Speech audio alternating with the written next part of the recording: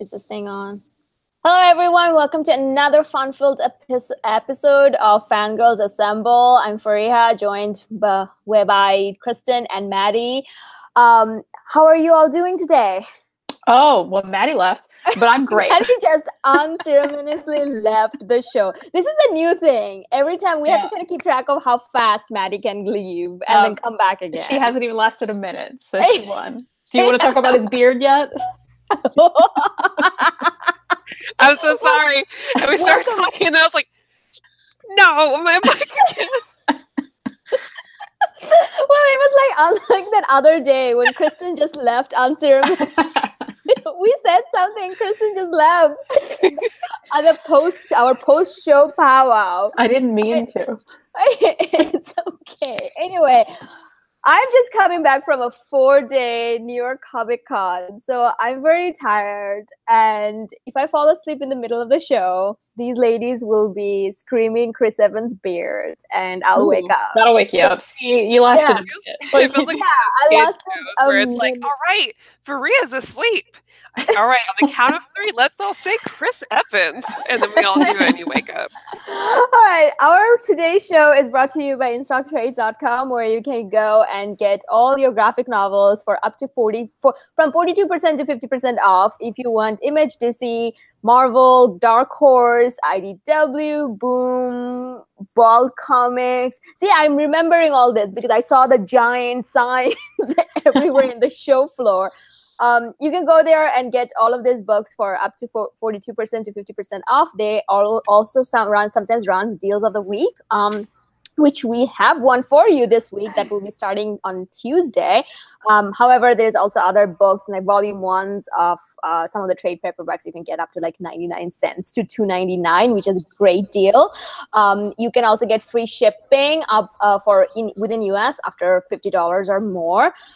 So please go check out InStockTrades.com. Also obligatory. We're not contractually obligated to say this, but we have to mention Emily and her awesome customer service. So do check out InStockTrades.com.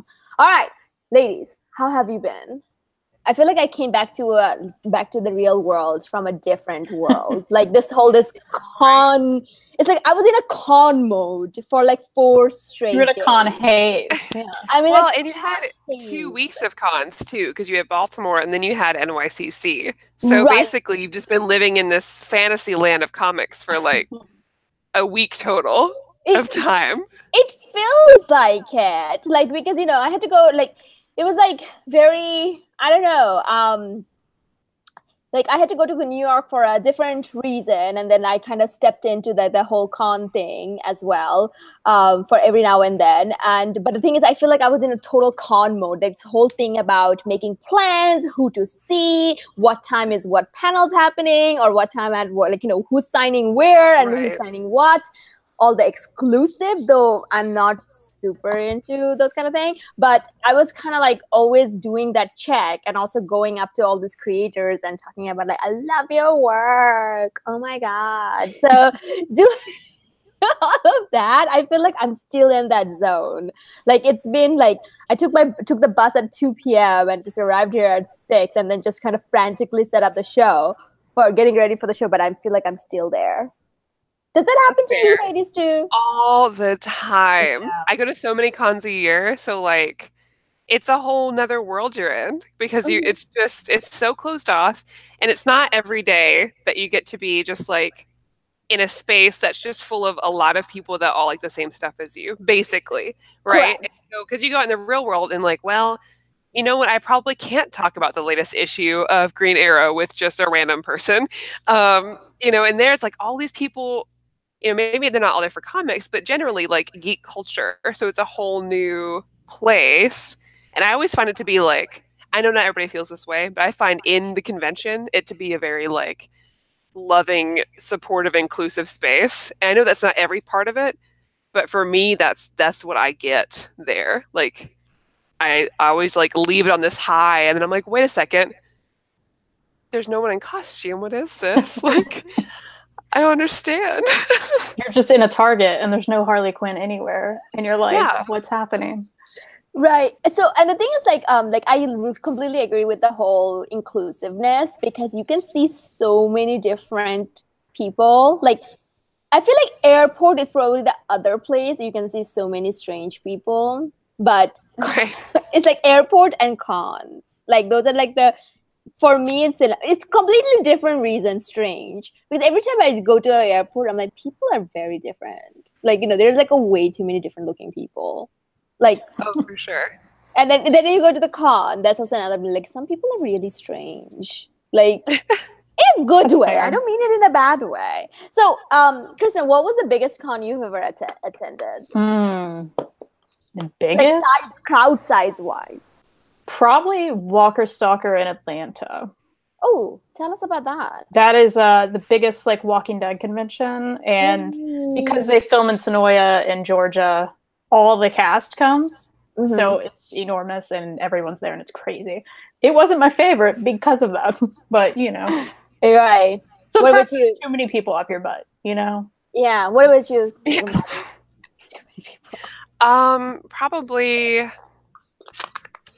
I'm not sure the completely biggest, because I've been to Gen Con, and that's as far as people is really, really big. Mm-hmm. But as far as like biggest cosplay convention I've been to is Otakon, which is, I think, the largest anime convention in the States. I'm not sure if that's still the same, but I think at the time it was.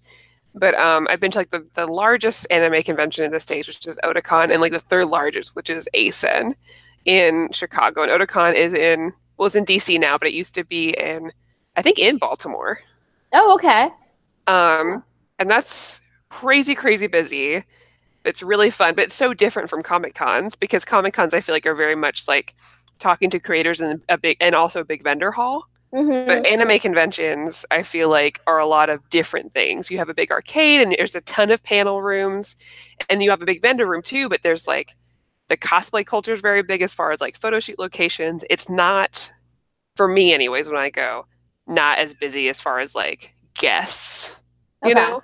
Mm-hmm. And usually you don't have to pay to see guests or talk to them or any of that. Right. Like, it's just, they're just there, and you can go talk to them if you want, but like, it's not guest heavy. It's just everything else heavy. Right. So this is my second year going to cons. Like, my first con was Awesome Con in 2017. And which was kind of like Artist Alley was pretty much just like a one location, and they had a lot of good, creators. That was also the time when Sean Gordon Murphy wasn't very big, so you could just walk up to his table and ask him for autograph and sketches even. Now he had like a long ass line. He's still very sexy, which is good, but I have to say, he is a very good looking guy. But it's like a long line now. So to me, like, my focus of going to convention has always been to meet creators and get signs and stuff like that. And then Baltimore was pretty much like second. So I graduated from going to Awesome Con to Baltimore Comic Con to New York Comic Con within like 2 years' time. And this was the biggest one I've been to. I was really dreading it. However, maybe because there is a lot of people, it's not, no doubt about that, but maybe because of the size of the convention center, I didn't feel the crowd. So that's probably the case. I feel like if you have a large space that actually accommodates people, a con doesn't feel too like congested. So they can actually spread out. Right. And the thing is, like, because I was kind of freaking out on Thursday morning when I was like, I was in the line, and then one of our fellow Omnibus Collector group member, he was actually there from 10 p.m. the night before, and he was at the front of the line. So he was like, oh yeah, come here. Like, so I got to go onto the front of the line. Oh, you were that person? Yeah, I was that person. You're like, bye guys. Shut up. Like, so I was that person. So I went to the front of the line, and I was looking behind me. There's a lot of people. And so I was kind of freaking out about that. But as soon as the gate opened and we went, I was like, oh, where did everyone go? Like, it just felt like whoosh. Like, it was just, everyone was like this, and then whoosh, like. But then again, I think most of the people were there to get the exclusive, which was apparently get sold out within a first 15 minutes or something. So for them, it's probably a big thing. For me, who was just perusing to different creators and talking to them and things like that, didn't quite matter. And then I also found out Image, the folks at Image, they had a lot of wristband ticketed things. But if you just go there and ask, oh my God, do you have any more wristbands? They would give you You just have to say it like that. Yeah. Oh my God. Like, no, I was like, oh, I didn't know. Well, like, well, like, and then they would usually just, they're like, ugh. Like, just please I go feel like away. a lot of people like that are really like nice at cons because like a lot of volunteers that work there want to be there, Right. and they're usually just pretty chill. They're like, whatever. I mean, it's like a job, so it's like, yeah, I mean, sure, here you go, like whatever. We don't really Right. care, Yeah. We're just here to kind of work, so that way we can actually like we put in our time, we get to go for free, and we do some other stuff while we're here. Right. And they're all pretty chill. Yeah, and then one of the other things I found out that even for exclusives, and this is something that I didn't know about because I wanted to run to the Image booth to get my God Country hardcover exclusive, because I really wanted it. And one thing I found out that hardcover exclusives doesn't sell out as fast as variants. And this was a brand new information to me because I was like, I need to go. And then even yesterday, like, today, I was passing by, they still had those exclusive, the hardcovers, they were just there, So that was kind of like a different experience for me. Like, I don't know if do you guys ever went for exclusive huntings at like... No. I don't even know because I don't even know about those really. And again, I'm not new to cons, but I'm new to comic books. And like, I never hear about any exclusive that I've got to have because a lot of times exclusives are like pop figures and stuff, or like exclusive, I don't know, comic book covers or something. But like, it's never anything it's never for a fandom that I'm in. Or like something that I'm a fan of already. So it's kind of like, well, yeah. Or they sell it again later. It doesn't matter. You usually get it online later because I've done that. Well, New York actually didn't have anything like San Diego, because San Diego is like, wow, like, they have like all kinds of exclusive. And I think people just beat each other up to get to those things. I don't know. I heard some weird things about San Diego while I was in New York. But anyway, it was actually, I really enjoyed it. I was a little hesitant at first going into it because I was thinking that it's going to be too crowded, even though despite they were like, or it's going to be too disorganized. There will be a lot of waiting, but I didn't find that. I mean, the most I waited was and I wanted a live reaction out of it, is to get 2 more sketches from Katie Cook. Ooh. And this is what I got. Oh my gosh, those are so cute. I know. I love it. So Katie kind of did on her Facebook that, on her Instagram, that we Hellboy and then Hellboy holding a kitty. So the original was going for $150, but I just got this for $10. It's not as, but look at it. Like she gets the emotion so perfectly. Like, it's like he's looking at the cat as in like, do I love this? I love this. So he's like, and then I also got like Captain Marvel, and like, look at this. It's like Miss Marvel, like Kamala Khan is showing off her. Look at it. Look at what I can do. Like, and then Captain Marvel, like, yeah, okay, like. So this was like the longest I waited in line because I'm like, I have to have this. And this was today, actually. My hat's off to Miss Cook or Mrs. Cook because she was drawing nonstop since like 10 a.m. I mean, I just want to I want to go and massage her hand. Like, is that okay? Like, since Thursday, like her line has always been the super long, and she's taking time. She doesn't rush any of this, but she's just like, and it's everyone gets 2 of these, like, or if you want more, you have to go back in line. So, and these are each of like 10 each. So I got 2 other that I showed off last episode, but these are the 2 I got. So I'm like, this is gonna be my new thing. Every convention I go, I must go to Katie Cook and get 2 more of these. So good. I know. I think that's great because that's gonna be such a nice if you put them up on your wall, and do a nice little layout with frames, would look really cute. Yeah, I know. Oh, these are the other 2. I brought look at them. It's just so cute. My 4 OTPs. I love Medusa so much with all that hair. That's look, cute. I just told her who I wanted. She puts everything else together. Look at this, the body language and everything. Look at this one. He's like, hey, baby. And she's like, yeah. And then these 2 are just looking at each other. It's just so cute. I love it. So this was kind of the longest line I waited for, and it was completely worth it. Oh my God, I love it so much. But I did get to meet a lot of cool, creators I love. I've been reading their books recently. The biggest one was Jason Aaron. So I really love his run on Scalped, his Vertigo series Scalped. Despite it having its controversy and everything. The Other Side is also very good. He also wrote the Thor run, and no, that's not Thor. Thor. His Thor run, and anyway, he's a very quiet person. So I was a little kind of, it was a little strange to talk to him because I feel like I was in the in presence of a very wise person. He is.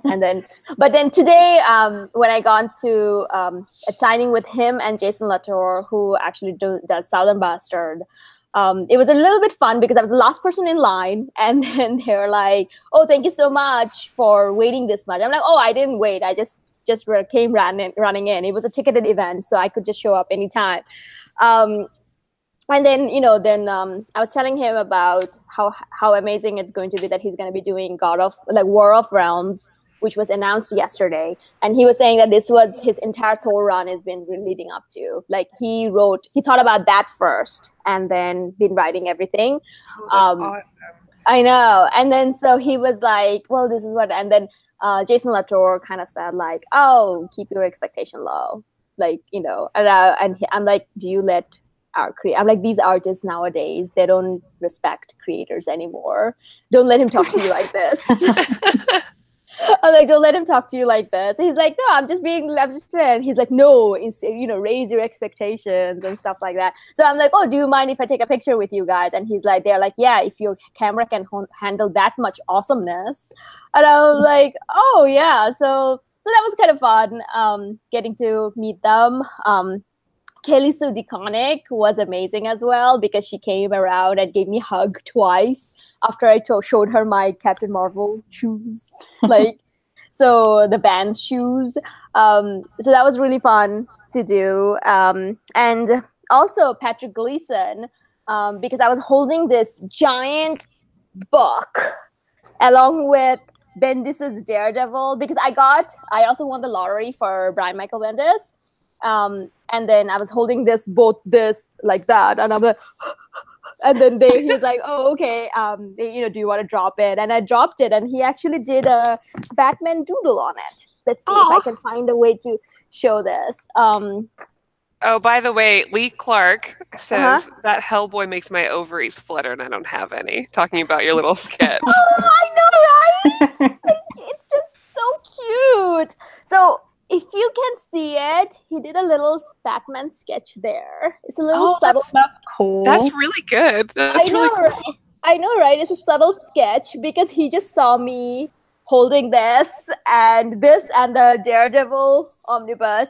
And those of you who have ever met Brian Michael Bendis, you know that he likes to chat. But he may like to chat a little bit too much, who can be detriment to people holding 2 omnibuses in line. So he's a super nicest person ever, no doubt about it. Even though I had some reservation about some of his work, now I can't because he's so nice. But yeah, that's what I've heard too. Because Omar from the Omnibros videos and in near mint condition with me, has been very vocal about how he hates all of Bendis's work. Oh but my God. But it's hard for him because he's like, but he's such a nice guy. I hate his work. I mean, vehemently. He's very vocal about this. Like, Wait, he's so nice. how is Omar hating all of that? Means that Omar hates everything Marvel put out since 2000. Because that's all Bendis. Like all events. Yeah. Everything. I don't know. One day we have a Bendis show and then just like have Omar come on and we'll talk to him about like, so what's the deal? So I read, and here's the thing though, when I was talking to Bendis, I was actually realizing how much of his work I've read. I'm like, oh no, I read too many of the things. Like I don't think that's a bad thing when you talk to somebody though, because I reach out to people, I'm like, well, I've only really read like a few things, but I'm sure they'd be like, whoa, that's awesome if you've read like this whole catalog of... No, because I was standing there and I was saying, I really liked House of M. I liked Avengers vs. X-Men. I like this. I like that. And I like I said, like I like them, but I don't remember any of them. That's my problem. But he did create a Jessica Jones, and we talked about that.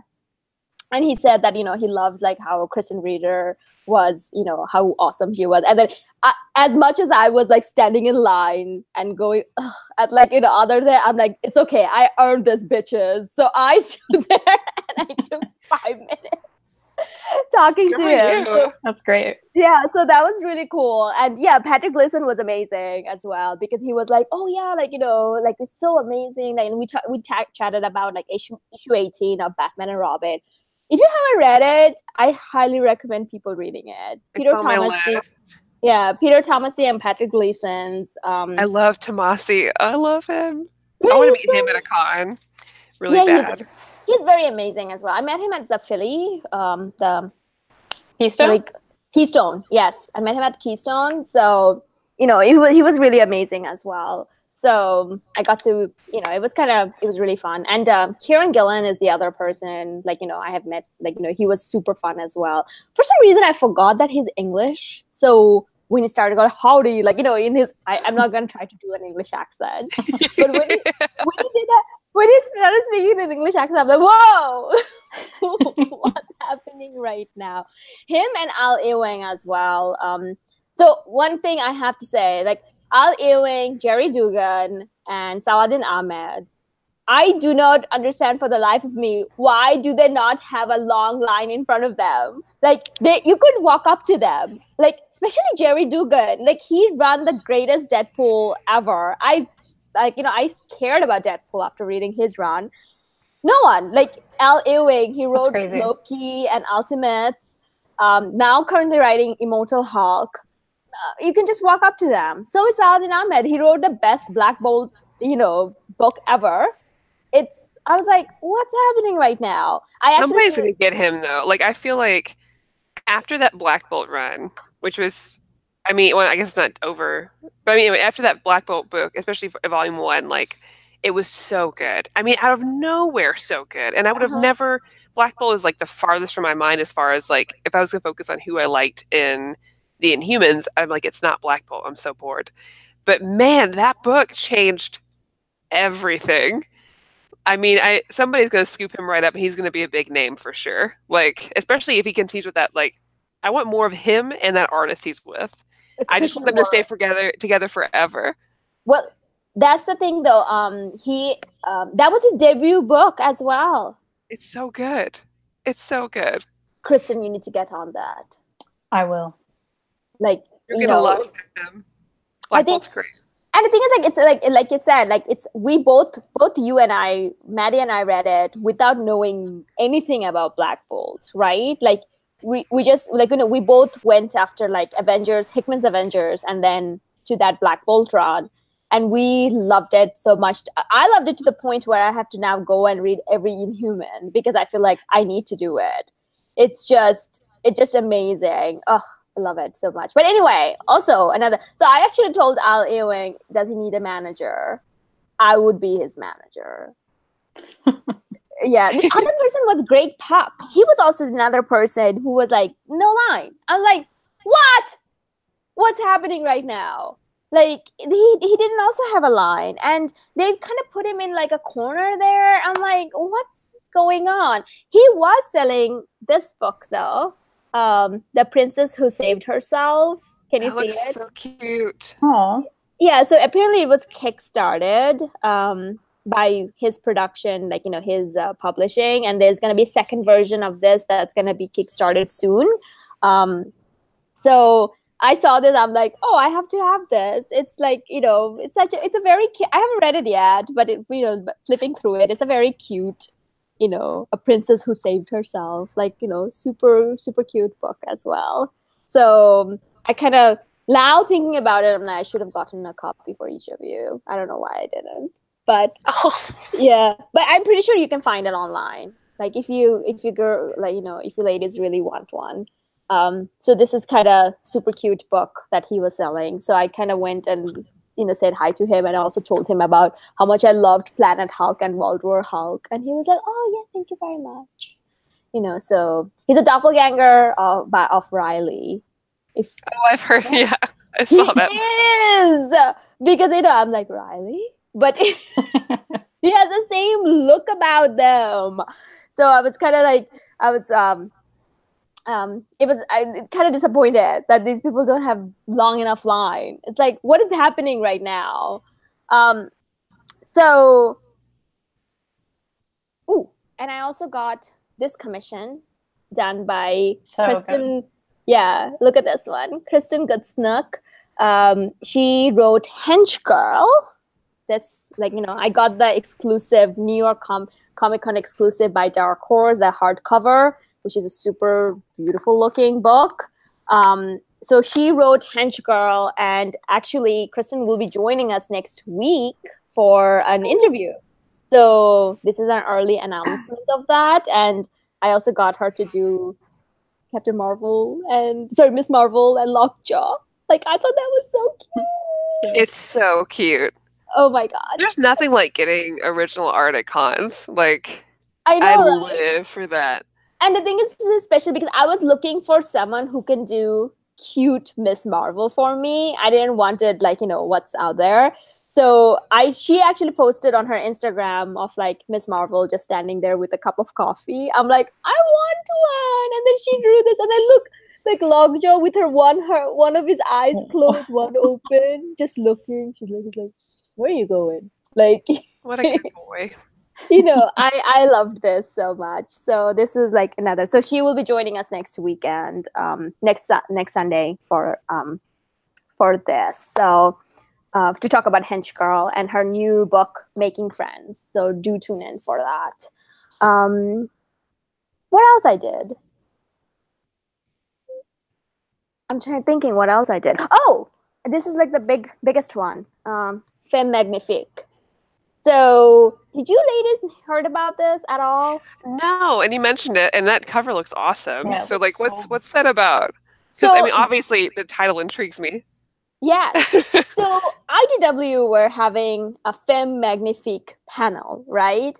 And then I'm like, so in my head, I was thinking that, oh, it's magnificent women, like, in comic book, something like panel. Then I saw Kieran Gillen was in it. I'm like, last I know, Kieran Gillen was a bald man. So what's up with that? But then I'm like, who knows? So I showed up there. Then I got chatting with a couple of gentlemen who was behind me, and they were very excitedly talking about this.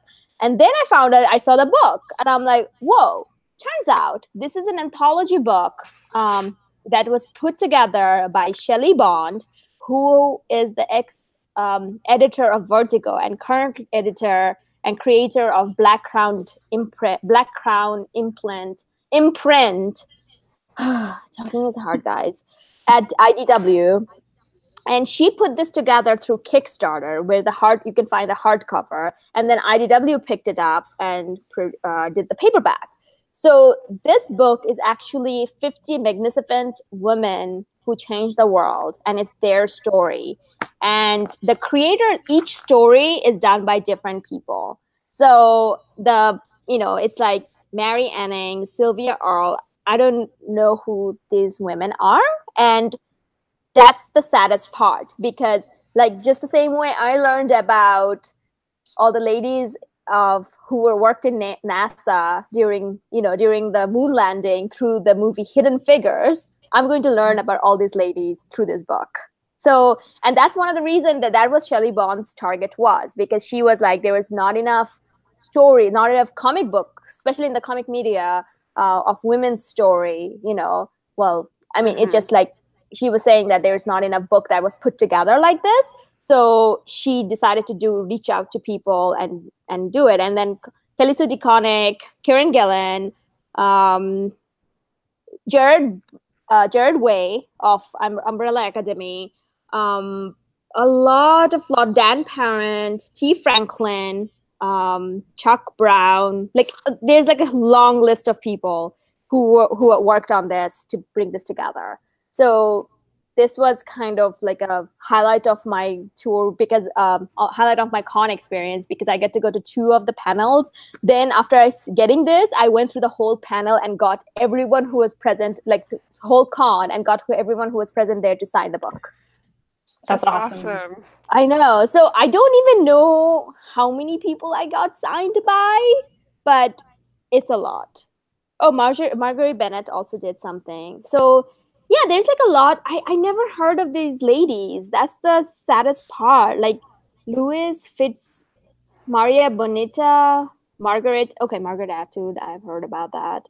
About her. Judy Bloom. Like, I mean, all these ladies, I never heard about their accomplishment. And so they just wrote a story about them. So this is what this book was about. So I was really happy to kind of get this, and it's one of those like highlight has been of the con, to kind of find out more about this. Yeah, it's always nice to find like little hidden gems at cons and stuff too. Yeah, like anytime I can find buy books from people that maybe I haven't read yet at a con, especially like more independent people too, I'm always like, yes, like what a little treasure. I always make an exception even if I'm in like a buying ban. Right. So the thing is, I actually found out another one, and I'm forgetting. I'm so sorry, but I'm going to find out more about this, because there is another Kickstarter that's going to happen soon, which is also a similar thing, about anthology stories of very, accomplishment of activists, like different activists around the world. That's what I understood from. Is it related to this one, or? It's not, but it's a similar idea, because I've now a new BFF, Ariella, Kristan. Yes. She is an artist for insects, and so I kind of got to hang out with her a lot in the con, and she was saying that she was offered to draw one of the anthology stories. So, and the Kickstarter is going to happen very soon. So I'm going to get some more information about this and kind of announce it in the show.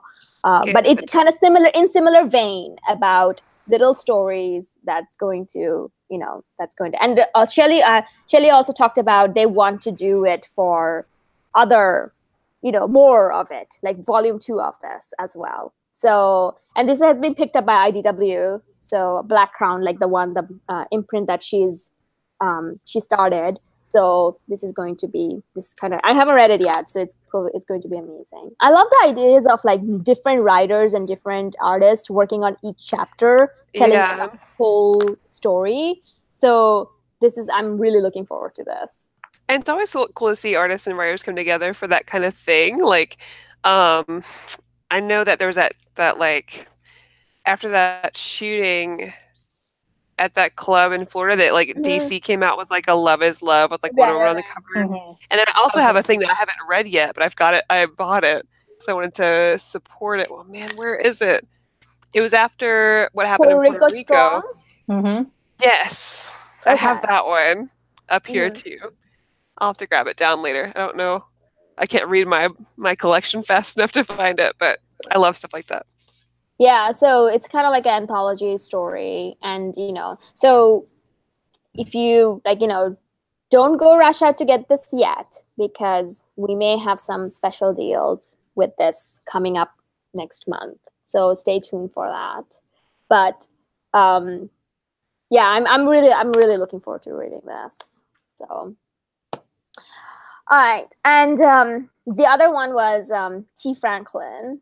So, Kristan, you know about T, right? I love Bingo Love. It's so good. So tell us a little bit more about it, because I have the book. I haven't read it yet. Oh, girl, what are you waiting on? I'm Did you pick very up her new thing too? I saw a lot of people posting about like Juke Joint. Yes. Okay. Part of it, yeah. Okay, so what's Bingo Love about? Bingo Love is about, the name is witty because it's about two grandmas, basically, who are African American, who find love in each other later in life. Okay. Really, they kind of fell in love when they were kids, and it goes back through history and what happened. And because it was a totally different time, you know, they're caught kissing outside, and they're banned from seeing each other ever again. So they part ways, and they live their own lives. And they suppress their sexuality, and they, you know, both get married to other people, and then they find each other later in life, and that's really what it's about. It's so good. Okay. So, exclusive news, Image has picked up Bingo Love, and she will be getting 4 more trade paperbacks of Bingo Love story. Yeah, so she was very excited about it. T. Franklin is probably the most larger-than-life personality I have met. Like, she's disabled, but even, like, today, like, I met with her every day, because every time she's like, oh, baby, how are you? Like, she's, like, so, she gets up, she hugs you. I just walked up to her and told her, like, I'm like, I got Bingo Love. I read a couple of pages of it. I'm so sorry I haven't read full of it, but I'm already loving it. I love the idea that you have written about queer Black women who are set in like a civil with at a point where being Black was a problem, let alone being queer Black. And we try to talk about, and she just kind of came and she's like, come to me, come to me. And then she hugged me. And then later on in the she actually has a story in Femme Magnifique as well. So in the Femme Magnifique panel, the signing event, because Kelly Sue is also kind of like, she's like a lady, Brian Michael Bendis as well, in terms of like holding up the line, talking to people. So I ended up in front of her. Then we started chatting about teenage daughters, like her teenage daughters, and you know how they both need a whoop ass. Then I was kind of talking about my sister and our family drama. And then she's like, kids these days, like, you know, and I'm like, do you want me to come down and whoop your kid's ass? She's like, please come, like, you know. Anyway, so we've been chatting every day, and it was like so awesome. Like, I loved her, and she's just like, every time she sees, every person who came to her table, if they said like, oh, you know, I love your work and stuff like, and the thing is that was also one of the cool thing, because one person comes and she's so large and like, and then 3 other people just come and like, what's happening over here, you know? So she ended up selling a lot of like, you know, almost all of her book. And also, this is all like, we talk about publishing company treating their writers and creators a lot as well. So one of the things I learned from her, the way Image treats their creator versus others. Like, we hear about like every time I take, and this is something that I've also seen, like every time I take a collected editions, like a, you know, omnibus for DC and Marvel to creators, most of the time they're surprised that this exists. Like, they're like, oh, I didn't know this exists. So she was telling that Image, after the signing event, they just told her, pick whatever, like pick every book, like everything for free. And she's like, give me a bag. And then she picked every hardcover, every That's awesome. and I'm like, and they just gave it to you? They're like, yeah. And I also saw them doing it with another artist, because, you know, this one, like, you know, they were finishing up their signing. This one person came and there was some powwow. They wrote some down. They went and picked all the books and then got the books and then gave it to them. Like, I thought that was amazing. Like, you don't see that. Like, you know, I mean, that's amazing for publishers to do that kind of thing. Like, yeah, I mean, like, I think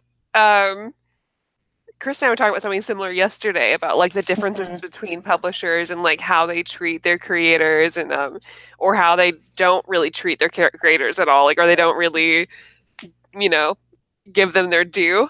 Right? And so it's nice to see these other publishers that really appreciate it, back and forth, you know, because if you create an environment where you appreciate the people that are working for you and that are creating for you, which as you should, then it makes people want to work harder for you, and it makes creativity easier, and it's wonderful. And I'm glad that there's a space like that for artists and writers. So T. Franklin also is the first African-American female writer for Image. So that's crazy. I know. Because that's crazy. Yeah, because I'm like, wow. What? Because she's like, yeah, you know, because we were talking about Monstress, because she got the Monstress hardcovers. And I'm like, whoa, you didn't go for you just went straight for hardcovers. You're like, yeah, this looks beautiful, baby. Why shouldn't I? And I'm like, I completely agree. So and we were talking about like how Marjorie is the first female you know, female Eisner Award winner, and I'm like, that's some bullshit. Like, you know, we both agreed on that. There's a more story about Marjorie Liu later on, and I just like, that's some bullshit. And then she's like, oh, do you know that I'm the first black female writer for Image? And I'm like, no. So that's crazy. So I'm like, so how do you feel about that? I actually asked her. She's like, she's like, I don't like it. I don't want that title. And I'm like, well, you know, in a way, you are the trailblazer. So it shouldn't have taken this long, though. I mean, that's So I mean, that's the thing, though, because she's like, well, I'm like, no, I mean, there's this, and she's like, no, name one, and I couldn't. So, I mean, I don't know. Do you guys know anyone? Any black female creator? I mean, I would struggle probably to name more than like 5 female creators at all from Image, just off the top of my head. Right. I can't, but I think I'm also not as familiar yet with everybody's names and what they're affiliated with either. Yeah. You know, because I don't know. Right. So I was actually shocked because she's like, yeah, name one. I know. And I'm like, and she's like, see, I told you. So that was a very interesting conversation. So I also got to meet Marjorie Liu. This is a segue. And then first day, there was a long line for her. And I just kind of got my book signed. I got the Black Widow book signed by her because Monstress is actually getting an oversized hardcover next summer. So, yes. So because I didn't want to get because I didn't want to get my trade paperback signed because I'm like, this needs oversized, and I want that oversized. And then so I kind of asked her like when that's gonna happen, and she's like, oh yeah, next summer. And she also said that the whole story is going to be about 48 to 50 issues. That the plan. So currently 18 issues are out. So it's like, you know, settle in for the long haul.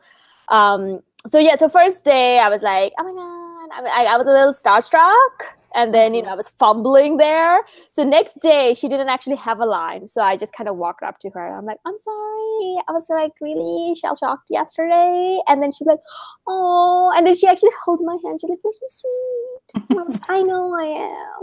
So I know. I know. But then so we kind of chatted about like, you know, and I'm like, I'm like, congratulations on the award. I can't believe you're the first one. She's like, oh my God, I didn't know about it unless someone, like, apparently she saw a headline. The first, like, you know, and then that's how she knew about it. She's like, that's oh my gosh. So crazy. Yeah, so it's one of those things that we kind of chatted about a little bit that happened. So it was kind of like interesting. But that's one of the reasons I actually kind of dedicated my Saturday and my Sunday going around and meeting all the female creators in the con, because I'm like, this is not working. Like, this is not, this is not happening. So I got to meet your favorite, Jane Bartel. Maddie, don't you like her art? Jen Bartel. Who likes it? Crystal Fighter? I mean, I've never read Crystal Fighter. Yeah, I haven't read it either, but I got it, and then you hated it. Oh, I didn't hate it. I said you hated it. I said it's not for me because it's not for like. I actually told her that. Here's the thing. I told her that. I'm like, well, it's like, you know, I'm probably not the target audience, but it's super cute. But she does like a really gorgeous art. Maddie, you're the one who follows her on Instagram. I do. Wait, okay. Hang on, this lady. Okay, now I know who you're talking about. I like her art. Wait, give me your name again. Are you confusing us? Jen Bartel. I follow her. Jen Bartel. Hey, Jen Bartel. Hey, yeah. Oh, wow. Aren't you the one? Someone I'm trying to. I don't know. I'm. Man, her art is beautiful. Yes. Oh, damn. Oh, damn. Anyway, so she's actually doing Blackbird at Image with Sam Humphreys. So that was like the big thing that's currently happening for her. Oh, she does. She did a variant for Mr. and Mrs. X. Oh, wow. Her art's beautiful. Yeah. So anyway, if I did know her and I forgot, that's fine because I get to fall in love all over again. Oh, I mean, I tried to tell you I know her, but okay. Oh no! The whole time I'm like, I like her art. I like her art. I like her art. Sorry. Like, fine, guys. It's fine. It wasn't coming through. I'm sorry. Yeah, the thing is, so the reason I actually kind of remember, because typically all these kind of obscure artists, we are always introduced by Kristan. So I felt like this is why I remembered her more, because I felt like it came from Maddie. Because I'm like, oh, okay. Like, like that's why it stuck to me a little bit more, because Kristan says, like, Kristan introduces her to all of the obscure artists. Like, everyone we know is because of Kristan. And then so I'm like, oh, Maddie once said something. Well, I think because I might be confusing because, like, I always obsess over Jenny Frisson instead of like Jen Bartel. So maybe that was the mix-up. I'm literally holding one of her covers over here because I was going to show it to you guys because I picked it up this week. Okay, because that could also be the case, that I probably just completely messed up with who the person you were talking about. That's on me. Sorry about this whole confusion. That's probably on me. But yeah, and then I also got to shake hands with Rochelle Rosenberg because she's actually the colorist for Maneater. Cool. And she was also the colorist for Mockingbird. So I get to go up to her. I'm like, are you the colorist for this? And like, and she's like, yes. I'm like, I want to shake your hand. Thank you so much for all of it. She also colored the Gambit run I always talk about. And she colored those abs. Yes, and I told her that. I'm like, if it's because it's your shading that gave that. And she's like, I can't, like, she's like, it's fun, isn't it? And then we just talked about, we didn't know what the story was about. Neither of us. She's like, all I know, Clay wrote, drew some wonderful abs, and I loved coloring it. So it was a fun conversation we had over there. I also got to meet Allison Sampson. She will be doing Hit Girl Volume 5, the art for that. And she also had an art here.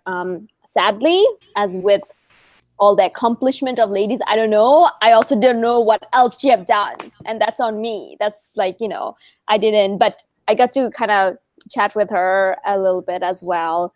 Then there was Emmy Reader. She obviously done Moon Girl and Devil Dinosaur and also Rocket Girl. She was really amazing as well. And who else? Sanya Anwar. She's, I think, done mostly cover art, but I just kind of wanted to go because she's of Muslim faith, and yeah, I always try to go and talk to people of Muslim faith who are in comics because there's not a lot of us in there. So so I kind of went and chatted with her a little bit as well. And then I got to meet also Demi Lee. Do you let girls know about her? Like, I don't know, but that's really cute. Yeah, I want it. That's all I know. Yeah, I want it. So this is available in Amazon, and she has this sticker. I'm gonna send a sticker to you guys as well. Like, you know, she has the sticker on Facebook Messenger, and those are like very cute, but it encapsulates what you're feeling of the day. So for example, you know, this is her. I don't give a fuck. You know, and awesome. I am dead inside. Yeah. So she does this, and so she was at the like at a booth as well, signing for this. But it's super nice, like it's super duper, like, you know, it's super cute. And she also did a little you know, thing over there. Yeah. So if you go to like Demi Lee, like Dami Lee, on Instagram, you can follow her. Like just look at it now, because the first post that she has, it's hilarious. Hang on. Dami. Yeah, Dami. So if you look at the second post, like look at this cartoon. Oh, it's kind of hard to see, but I'm looking. Yeah, but you know, it says a time for a little self-care sheet mask, and then pampering in progress, and then in another dimension. Like look at this. Yeah, can that's you see good. it? It's kind of hard to see over here, but anyway, follow her. Like it's super cute stuff. And but the one that I really loved, and this I know Kristan told me about this. She did show this off our last episode, or second to last episode, I believe. That our super adventure, the book by Sarah Graylee and Steph Purnin. But anyway, super nice people. They were lovely to chat with, and they do this, like, you know, this webcomic kind of thing where it's just daily relationship things. How did you find out about them, Kristan? I'm trying to remember now. I feel like their art gets shared a lot. Like, it'll be like one panel and it just gets shared, especially on Tumblr and other places. Right. So I do remember, like, you know, I think they have, like, you know, memes as well, I would like to say. Like, just one panel. Like, you know, one panel with, like... It's possible, yeah. Yeah. So, anyway, she also is doing Kim Ripper. Which is so good. Love it. I haven't read it yet because I just got it. And, you know, so she actually said, like, you know, did a little cute little doodle there as well. So, and this is also something, because Kristan told me about it, I got this. Like, Kristan's recommendation. Yeah.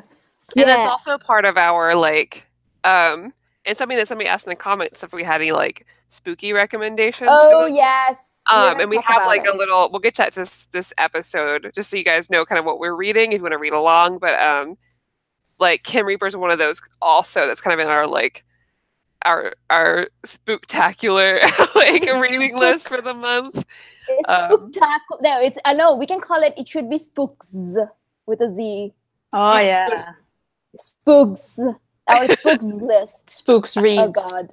Spooks reads. With a Z. Oh, okay, there you go. There we go. Got this. Spooks reads. So, yeah, it's going to be part of that as well. The other one, and I don't want to say bad things, but it was kind of like a little bit awkward because I do get to meet Adam Ellis. He does, you know, these cartoons. He's super funny, and he did one with the Captain America where he's eating crunches, and, you know, anyway, there's all these things. However, it wasn't a very memorable interaction. I don't know. He just said thank you for supporting his thing, and that's it. I don't know. He was probably not feeling it, but it was Thursday, so I don't know what's his excuse. If T. Franklin can do it every day, so and you could do it every day. Oh my God, I'm just like on point, on fire.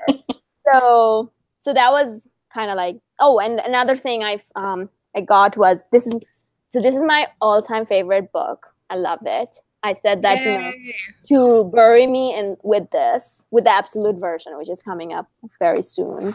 But I got to meet both the brothers, Gabriel Ba and Fabulous, awesome. and they did this little doodle. That's so cute.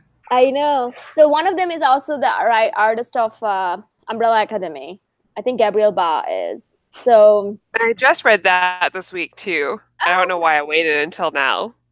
yeah, it's super fun. So I got to meet them as well about this, like, you know, and then chatted a little bit about how much we like. So I asked them like who done what, and they said that's a secret. That's not gonna be shared. Huh. Yeah. So interesting. Are you gonna get the absolute when that yes. comes out? You're like, yeah, don't. Absolutely. Oh. Yeah. Good one. This is going to be the first ever time I'm going to be double dip the shit out of this because I really didn't want to, but given that they're going to be at the con, I had to get the oversized hardcover signed. So because they don't come, they're from Brazil, so they don't come to the US that much unless it's a big con. And so I had to now I got them signed. So this is going to be the first time ever I'm going to be double dipping the shit out of this. So, you know, and I don't know when this absolute comes out. So nerds in the chat, please let me know because it's sometime soon. I know. So I'm going to have this and I'm going to be like, so it's going to be amazing. So yeah. And then there was like another tidbit information I had, but I forgot. What was it? What did I was chatting with you guys about these things as well, but I forgot. Whatever. Sorry, I'm answering about Snot Girl. Somebody's talking about it in chat. Someone mentioned Snot Girl in the chat, so I was joining in on that real quick. Okay.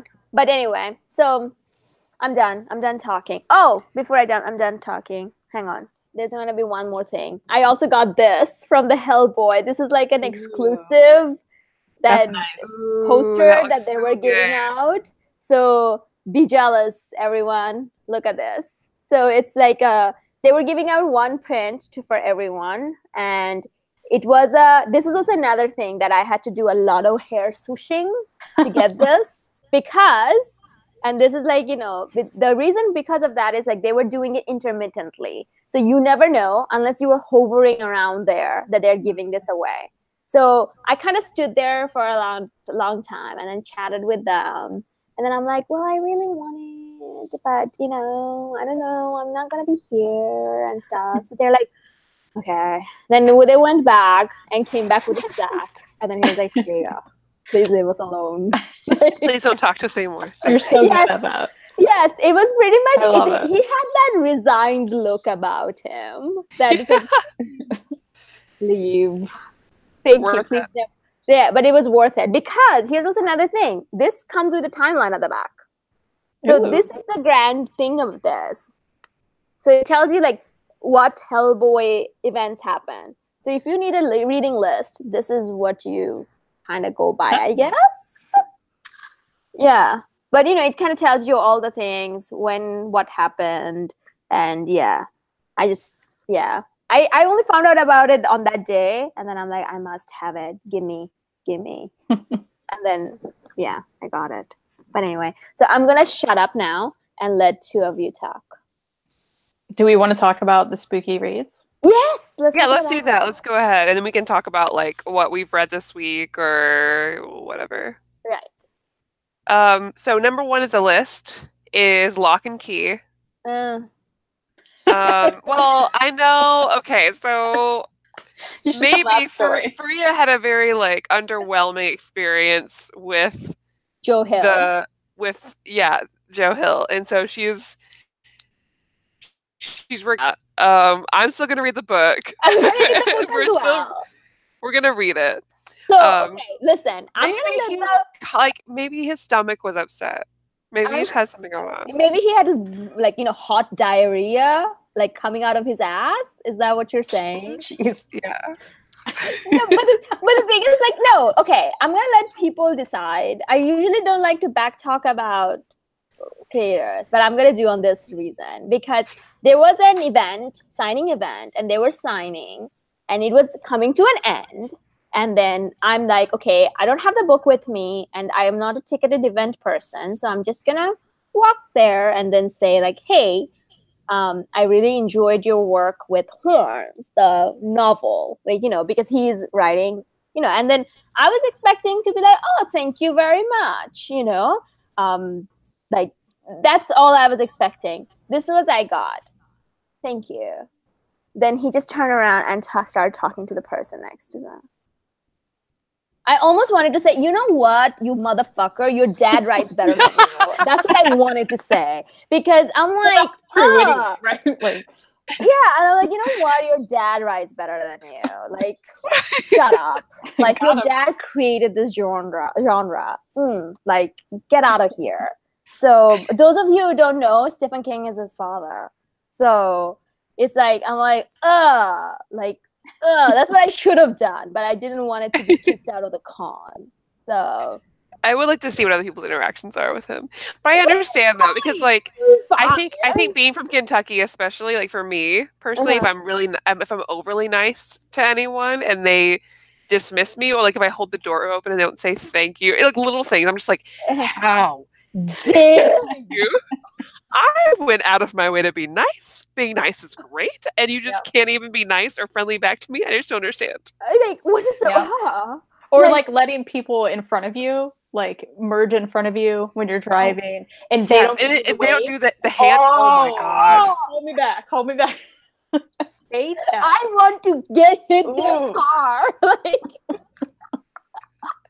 But yeah, we're a bunch of angry people here. But the thing is, like, I was like, so I texted you guys, like, I texted the ladies, I'm like, we're not reading Lock and Key. No, I didn't. I mean, I've already read it anyway. Kristan said it. Like, so, Lee Clark in the chat was saying, Joe Hill's a difficult dude, hell of a writer, but the dude can be less than amicable. Joe would 1,000% cut you off in traffic and not wave. He's not worth our time, guys. Not hold the door for you, or not even acknowledge when you hold the door for them. They just walk past, and I'm like, "Hey, I held the door for you, you know." Like, but anyway, yeah. So okay, so we're gonna be reading Lock and Key, despite you know, like. Now if I like it, it's gonna be even awkward for me. What else we're gonna read? I think Witches, right? With the Y. Yeah. Is that on there? Because I got it for, by the way, everybody, if you're interested in reading Witches, right now in in-stock trades, it's like $1, the first volume, and it's like an exclusive cover for the trade. That's just for like DCBS, which is like the head of the parent company or whatever of in-stock trades. So they have their own special variant. So if you go on in-stock trades right now, you can literally get it for $1. And like last week when we had the Batman code for extra 3% off, I got it for like 79 cents. And that felt so good because it's a meaty trade. I mean, it's like, it's thick. And so I haven't opened it yet. So, but I'm really excited. So that's like, we got Lock and Key, we've got Witches. So is it Witches or Watches? I just say Witches because I don't know. The Y's need to be edgy. Maybe. Or maybe that's the part. Maybe that's explain the book. Sometimes there's like a reason. I don't know. Okay. All right. But if I see stuff like that, I'm like, Witches with a Y because it's edgy and cool. Okay. So we're gonna be reading Witches with a Y and Lock and Key. Are we gonna be reading the entire Lock and Key, or I have to read it all anyways before Tuesday, so I'll be reading it because I do that. We're doing old reader, new reader on my other channel, Near Mint Condition, for Tuesday. That's a lot for Tuesday. Yeah, should have already read it. Listen, just read a little bit and then kind of just like, I agree with you guys.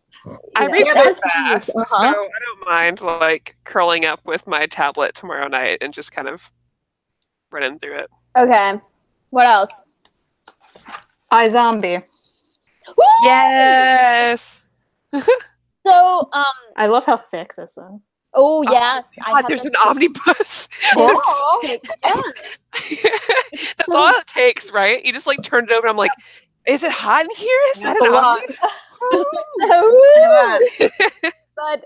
But the thing is, correct me if I'm wrong. From what I know, the show is completely different from the book. That's what I hear. Okay, because overall theme. Maddie watches the show.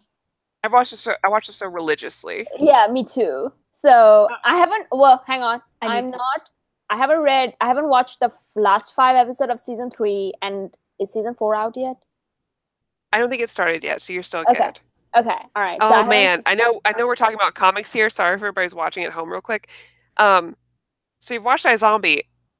Have you seen Veronica Mars? No. Girl. Okay, so it's basically like the same writer, same team, same kind of feel. Please watch that next. Okay, now we can return to our scheduled programming. Okay, no, before we go to Veronica, before we return to our regular schedule, the only reason I watched iZombie, guess why I watched iZombie? Some hot Because that guy's really hot. Major. Oh my god. Yeah, He's like I figured. oh my god, he's like the perfect, like, I understood the whole Manic Pixie Dream Girl, the concept of Manic Pixie Dream Girl after I watched. I'm like, yes, it's okay. You can have Manic Pixie Dream Girl if I can have Major. Major gave me a major. Oh, wow. I'm not going to finish that sentence. Major gave me a major. So, yeah, Veronica Mars, please watch it. And anybody at home, if you like that kind of show, I don't know why Veronica Mars doesn't have like a comic, because it's very Buffy-esque kind of. Like, yeah. Oh my god. That kind of feel. Perfect. Yeah. Right. I am like the fans are called marshmallows, and I'm like 100% marshmallow. I'm like, I'm to the point, I'm a marshmallow to the point of when the movie came out, I brought a bag of marshmallows. Oh my god. I'm that person. I was like, I'm funny. Like, what's happening right now? Like, sorry, the fandom for Veronica Mars is very serious. That's what I see. Like, okay, yeah.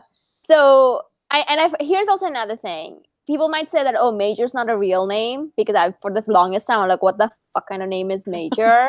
Then there's this guy showed up at work. His name is Major. He started at one of the guy at work, his name is Major. And I was disappointed to just find out it's not the Major that I thought it was. But it's okay. Major. Anyway, what else we're reading? Rachel Rising. I think that's yes! Rachel Rising. Let me add that to the list. It's also thick.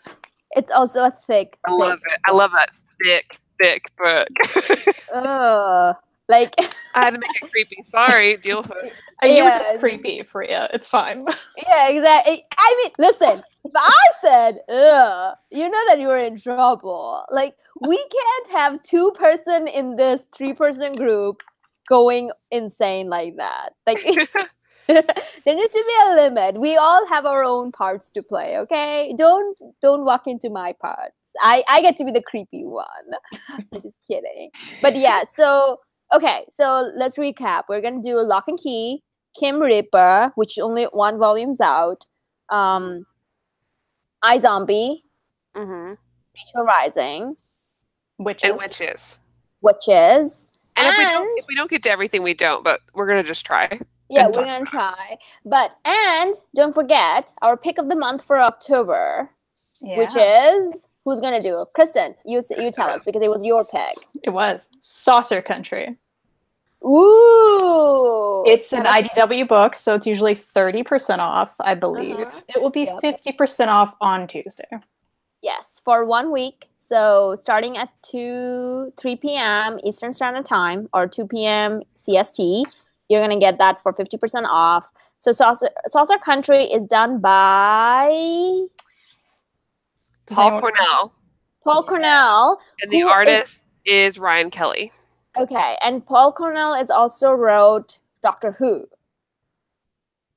Really? Yes. Like, he's actually a British television writer. Cool. So he was a writer for Doctor Who, and then there was like a whole bunch of other things that he done. So yeah, so Saucer Country, do you want to tell us what's the premise of it? Me? Anyone. Maddie, I think you have the description in front of you. Oh, hey, let me pull that up. Okay. Yeah, I have in stock trays open, because even it sounded like you did. While we talk, and usually I think a lot of people that are in the chat do this as well. But like secretly, I also have IST open. I'm like, oh, I guess I'm going to add that to my order. Like, I'm going to add that to my cart. Okay, so I'll just read the description. Is okay for everybody? Sure. All right, but it's kind of like, okay. They're up there. Meet Arcadia Alvarado, governor of New Mexico and presidential hopeful. She's dealing with immigration policy, budget cuts, an alcoholic ex, and she was abducted by aliens. Or What? was she? It's a strange road to the White House, but Alvarado is determined to get there because she has information that could stop an alien invasion and save the world. That sounds great. Also, I love alien movies. I love alien stories. Oh yeah, right. Roswell, right? Roswell. Oh, I watched Roswell so much. Oh my god, we were just talking about this yesterday. Let's watch it when you come over for lunch. We'll have a girls' night. And we'll all make fun of Liz Parker. It'll be great. Yeah, the thing is though, I remember one of my friends was obsessed with it, and her every reference was to do with Roswell. So I watched Roswell, but here's the thing: I watched it dubbed in Bangla. So so I'm yet to go back, because the thing is, I tried watching it in English. I'm like, this is not working out. What is this? They don't sound like this. You know, these people don't sound like. And I think they Banglafied the names as well. Like, their name is now what it was. So I have some stories about that. So I remember watching it full. If you ask me now what it was about, I'm like, aliens. I think there was a very sexy guy there too. Yeah. Was it? Like, I don't know. Yeah. I feel okay. It was sexy by like 2000 standards. You know what I mean? Yeah. Oh, 2000 standard. Yeah. So is it like a harder standard of back? I don't know, Dawson's Creek time. Right? Oh my god. Well, hey, listen, one of the Dawson Creek later became like Winter Soldier, so that's kind of interesting. I was kind of very shocked to find that out. He was on Dawson's Creek? Yeah, I didn't know that either. Yeah, he was like a boyfriend. Hey, this is like I'm showing a lot about myself this episode. I used to watch Charmed as well. We know what you do. We can get into Charmed. Let me tell you. I love Charmed. That's not what this episode's about. Sorry, guys. We keep getting oh my god. Okay, I know this guy. So for some reason, I had this whole having a sad-looking boyfriend phase, and he was my sad-looking boyfriend. Like, look at him. He's so sad. Oh my god. I think that's a lot of people, like a lot of like, I don't say women, but people who like boys. I think that's a phase a lot of people have. Like, especially growing up, it's like I like the brooding guy, like, you know, a sad-looking boyfriend. Oh my god, he looks so sad. Now I'm ashamed of myself forever. So anyways, those are our Halloween picks, everybody. Yes, so read along with us, and I think November 1st. So we're gonna do it in a very Fangirlz Assemble fashion after the fact. Of like, so after whichever Halloween. Sunday after, like, you know, first Sunday of November, we're going to be talking about all of this. And we have an official Google Calendar now, you guys, so we can keep up with what our actual plans are. Get ready for us to be organized. No. Get ready for us attempting to be organized.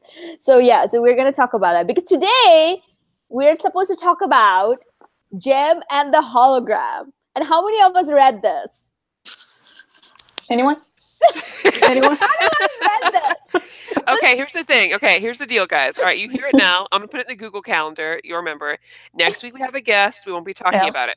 So catch us on Sunday the 21st.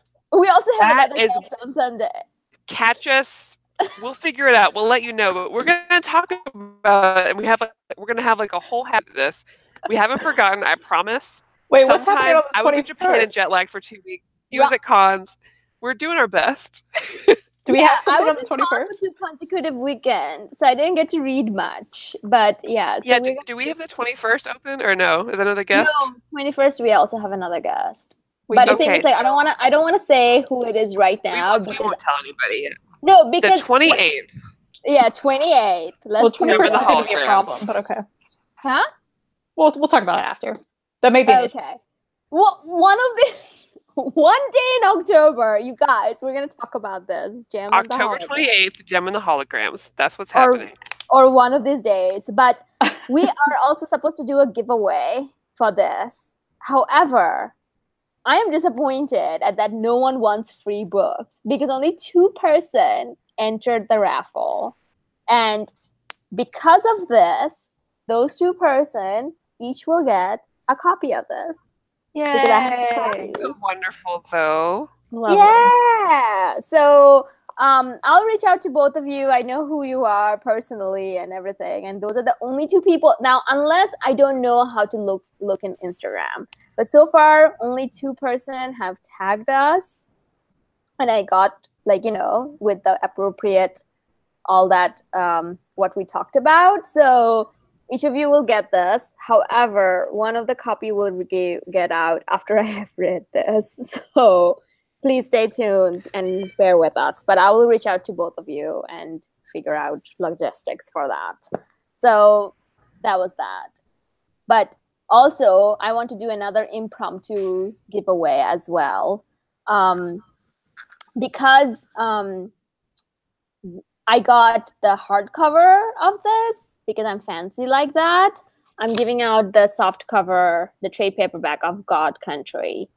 So it's by Donny Cates, Jeff Shaw, and it's a wonderful story about father-son relationship. Of all time. Yeah, father-son relationship. And there's also Alzheimer involved, and it's very touching. I enjoyed it a lot. I'm not going to say that this is the best book I've read, but I really, really enjoyed it. So if you want it, what you can do now, what are we going to do? What are we going to make people do? I haven't thought this through. I just announced it. We could do like a trivia question. Ooh. Oh, let's do that. What trivia question? Okay, now someone come up with a trivia question. And how are we gonna get the winner? We have to see who's first. Huh? Oh, I thought we could do it in the chat right now. Just give it away.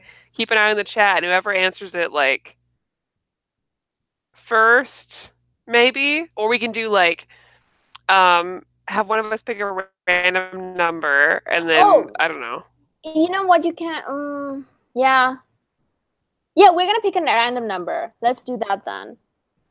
So, everyone ready? So, what's the questions gonna be? Oh gosh, it's too hard to think of one. Should we have everybody pick a random number and then we just choose what's closest? I have a trivia question right off the top of my head. Kristan? Got it. So on point. Okay, so before the question is asked, the rule is write your answer, and we're gonna pick the random number. We're gonna use a random number generator and pick a winner. In my head. Huh? I'll pick a number in my head before we do it. That way that'll work. We're not gonna watch. Okay, close your YouTube so you don't get to see who's like, you know. Okay, I won't look at it. Okay, so Maddie's not gonna look at it. So you answer, and then we're gonna pick a number. I'm gonna count up the number of people answer, and then Maddie is going to pick a random number, generate a random number in her head. Okay. Between that works great. Yeah. Okay. So are we all clear now? Kristan, go for it. What's the question? Okay. In every episode, oh God, we all keep track of this thing that Fariha always brings up. What is this thing? This should be very easy for everyone. Easy peasy. All right. We're not going to talk about that thing until the end of the episode now, because we can't. Then we know the answer. So just keep writing, and we're gonna probably cap it at 9:20, like 9:30. Let's just say. Do we need that much time to do it? I mean, I don't know. Actually, just give it a couple of minutes and then just choose. Also, there's answers that, you know, apparently there's more answers to this question than I thought there were, because so far everyone's like, oh, I'm like, yeah, yeah. Are you watching? It's fine. We're just gonna pick a random number. We know all the correct answers to that. So yeah, it's it's pretty much every different types, different parts. Everything everyone says, like, yeah, also, yeah. That's fair, yeah. This has nothing to do with God Country, you guys. It's a reverent book about family, legacy, relationship, and we're just doing a mockery out of it. I'm just telling you. But keep going. Okay, so we're gonna give 2 more minutes. But I actually have I had a fan interaction in a New York Comic Con that I wanted to give a shout out to. I feel like your name, the fan's name was Maurice, and I got to meet them at Comic Con, and they were very generous, super nice. Gave me a lot of encouraging, encouraging compliment. One of the best compliment that I could ever think of getting is like he said that we represent men and women equally, and I think are beautifully is one or the other, and that to me is the best compliment we could potentially have, because that's exactly what we at Fangirlz Assemble is striving for. So please, if you actually, and I'm so sorry, I really wanted to take a picture, but at that moment I was kind of rushing to something, and it just completely slipped my mind that to take a picture with you guys. So I'm sorry about that, but I really hope that I run into you guys again at some point. So thank you for giving the encouraging pep talk as well. That was really lovely. So, and if you are actually watching, please comment that, you know, it was you. That's also super cool. Yeah, nice. All right, so where are we at? I say count them up, and I'll count the right answers, and then I'll choose a number. Yeah. Okay. So I usually don't go to the chat, but let's see. Okay. That's why I was like, oh, all of these. You know what I was thinking. Oh my god. Okay, so where does it begin? Because I should have, some people just said 12, 14. What? Yeah. No. That was after. Oh, that was after. Yeah. Okay. So or before we figured out what was happening. Okay, we got to say 1, 2, 3, 4, 5. Oh my god. Oh, 6, 8, 9. Hey, who is Elliot C? My god. I know who that is. I know who that is. That's what. Okay, I lost count. Someone count it again.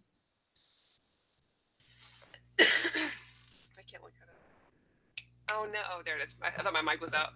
We're good. Just my Robin messing with it. Okay, so how many we got? I think 11. 11. Someone says 16. Who says 16? Well, how did I get 11 then?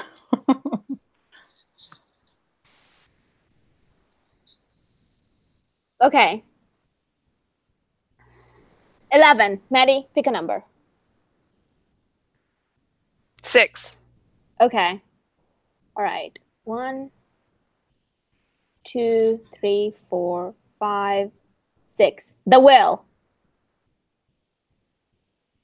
Whoever is the will, you are the winner. Yes. Please. Send us a message. I don't know how we work that out. Oh well, in order for us to send it to you, please send us a message in our Instagram. So it's if you find us as Fangirlz with a Z Assemble, and the link is actually down there in the description. So we can use our email too, if that's easier. Oh, you can pick the email as well. Well, I don't know. I don't remember the password for the email. We'll figure it out. Did I send out the email? Yeah, just DM us. That's fine. Yeah, just DM us. I think that's the easiest. So please DM us your address, and we will promptly ship it to you. So yeah, you are the winner. This is our first giveaway. Look at that. Yeah, this is a very awesome book. So you're gonna love it. And I also love your the will. I have a lot to say about that though. You may want to change that name. Anyway, that's fine. But I mean, if you have read well, no, I don't want to talk about it. Anyway, that's fine. But so yes, so please do contact us, DM us, and we will send it your way. Congratulations. So, yay. What are we gonna talk? Is there anything else to talk about? I want to talk about what I read this week. Yes, please do, because I didn't read anything. So I read so much finally because I've just been behind on everything. But number one, first of all, I have a new love of my life. It's Red Sonja. She's been added to wife list. And you have to like, that's special. That's special. It's not everybody. Hang on. In order for us to understand the severity of this or like importance of this, who else is on the list? I'm gonna give you my list. Okay. I bet at I least can guess. comic book wise, I'll do that. Okay. Wonder Woman at the top. I did not thought of that. I know you're all surprised by this. I'm Wonder Woman, and then Donna Troy, of course. Okay. And then Mantis, and I think those are my comic book wives. And I have like my video game wife Aloy because I love her and I cosplay her. But like that's the wives, and I don't really have. It takes a lot to get on the wife list. But she's made it. Red Sonja's made it. I love her. The Gail Simone run. I haven't read volume 3 yet. I've only read the first 2 volumes. I am in love. I love the story. I love her character. She's such a badass, but she's so cool in the way, and just her interactions with everyone are just great. And I never read it because I didn't know what it was, and I feel so bad about my own bias towards characters like that because I just saw her character, and I've seen people cosplay her, and she wears like a chainmail bikini basically, like a scale mail bikini maybe, and she's got red hair, and she's like I think she's set in the Conan Barbarian universe. I've never read Conan either, but I like Gail Simone a lot, and I love Jenny Frison, who does Wonder Woman covers. She also does covers for Red Sonja. So I was like, well, this sounds like my kind of thing. I'm just going to pick it up. And I decided to randomly. And I was like, what have I been doing my whole life? I judged this. I judged this cover based on what that girl was wearing, and I am just as bad as everyone else. And I can't believe that I would ever do this. Shame on me. Oh my God. I love her. I will champion for her. Oh my gosh. So basically, Red Sonja's almost like a Viking-esque warrior, set in Conan Barbarian universe. So I guess I could refer to her as barbarian. Her whole clan was dead and wiped out in front of her. Her dad taught her how to fight, and she's basically just been surviving on her own since. Kind of a loner type. She really cares about like fighting, and drinking and getting laid, but not like in a creepy way. It's just like that's like part of her list of what she needs, right, to live, like food, water, and sex too. But like she's very chill about it. And people turn her down, which is hilarious. She's beautiful, drop dead, and she'll be like, "Oh, my bed's cold. Can you come join me?" And they're like, "Actually, I don't think I'm into it." She's like, "Man, that sucks." Okay. It's a riot, and then she smells. She's very realistic. I like that Gail Simone does a very good job with her, and the artist does a great job because normally with characters like that, the artist instinctively puts them in very sexy positions that aren't practical, that make sense with what she's doing. Like I remember when I read Hick Avengers, Captain Marvel was in a bunch of weird positions for no reason, or it'd be like her butt and then everybody else. And I love the female body, but like it was just. I don't like it when it's not done with a purpose. It doesn't make sense to me. Like it, and she's just practically sexy. She's just chilling, and she's dirty, and I love her. Anyways, I don't even know if I'm making sense. I'm just mushing about how much I love her, and I want everybody else to read her. I don't have the words, the vernacular to describe why she's great. So here's a question: if someone has no knowledge of Conan universe, can they jump into it? I think so. I've never read any Conan ever. I don't know anything about him. But I think Gail Simone run you can just jump into. And even in the first volume, there's a little blurb about like what drew Gail Simone to this. Because when I think it's owned by Marvel maybe, and Marvel they wanted her to come on board, and they said, okay, we want you to come over here. You can choose whoever you want to write. Who do you want to write? And she immediately said, I want to write Red Sonja. And apparently she felt the same way about other barbarian stories like Conan and Hercules and those types of stories about these like big buff dudes doing stuff like Viking barbarian-esque. And she's like, that's not my kind of thing. Never will be. But she read one of those runs of Red Sonja, and it changed everything. It's like through that story, that was a good like stepping stone to get her into this larger universe of all of it. And I can definitely see how that happens, because now that I'm almost done with this, I wouldn't mind going in to read like Wonder Woman and Conan, because that's a run, or like a lot of those Conan stories that the other people in the group talk about. I'm super interested now, and I don't think I would have been before. So I'm pretty thankful for that. So Jason Aaron is starting to write Conan after the rights went back to Marvel, or it was always in Marvel? It went back to whatever. Oh yeah, okay, went back to Marvel. So he is starting a Conan series. Pretty soon. I'd be interested to see how that goes. I think it's the art by the guy you like, the Christian Ward. Nice. Wait. No, hang on. I'm lying. But anyway, keep talking. I'm gonna find out about it. Okay, so before I get to my other books I've read, in related news to Red Sonja. Oh, it's Esad Ribic and Mahmoud Asrar. So they are the ones. Mahmoud Asrar did X-Men Red. Okay, I'd like that. Yeah, so they're gonna be doing Conan together. I was always calling it Conan, but I heard Jason Aaron said Conan, so now I'm saying Conan. I don't even know what the pronunciation for that is. Yeah, I would just call him Arnold Schwarzenegger. That's just easier. So yeah.